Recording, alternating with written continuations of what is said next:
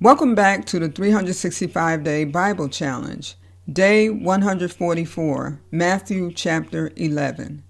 After Jesus had finished instructing his 12 disciples, he went on from there to teach and preach in the towns of Galilee.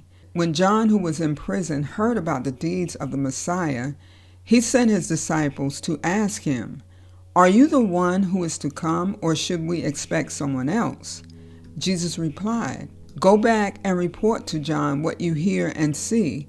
The blind receive sight, the lame walk, those who have leprosy are cleansed, the deaf hear, the dead are raised, and the good news is proclaimed to the poor.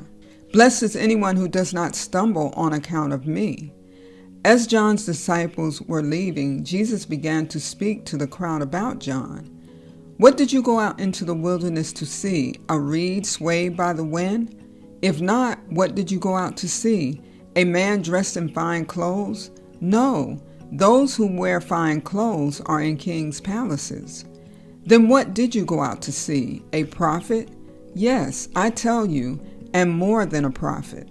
This is the one about whom it is written, 'I will send my messenger ahead of you, who will prepare your way before you.' Truly I tell you, among those born of women, there has not risen anyone greater than John the Baptist. Yet whoever is least in the kingdom of heaven is greater than he. From the days of John the Baptist until now, the kingdom of heaven has been subjected to violence, and violent people have been raiding it.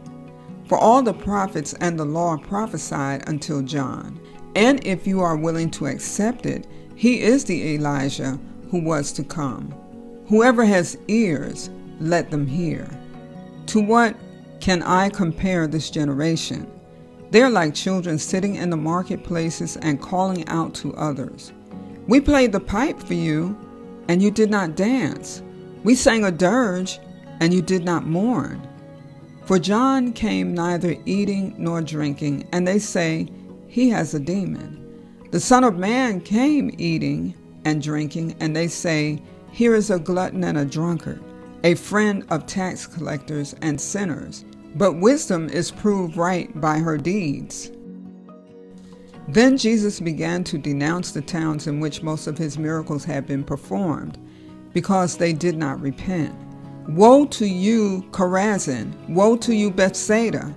For if the miracles that were performed in you had been performed in Tyre and Sidon, they would have repented long ago in sackcloth and ashes. But I tell you, it will be more bearable for Tyre and Sidon on the day of judgment than for you. And you, Capernaum, will you be lifted to the heavens? No, you will go down to Hades. For if the miracles that were performed in you had been performed in Sodom, it would have remained to this day. But I tell you that it will be more bearable for Sodom on the day of judgment than for you." At that time Jesus said, "I praise you, Father, Lord of heaven and earth, because you have hidden these things from the wise and learned and revealed them to little children. Yes, Father, for this is what you were pleased to do. All things have been committed to me by my Father. No one knows the Son except the Father, and no one knows the Father except the Son, and those to whom the Son chooses to reveal him. Come to me, all you who are weary and burdened, and I will give you rest.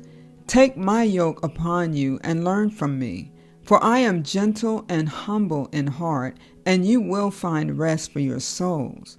For my yoke is easy and my burden is light."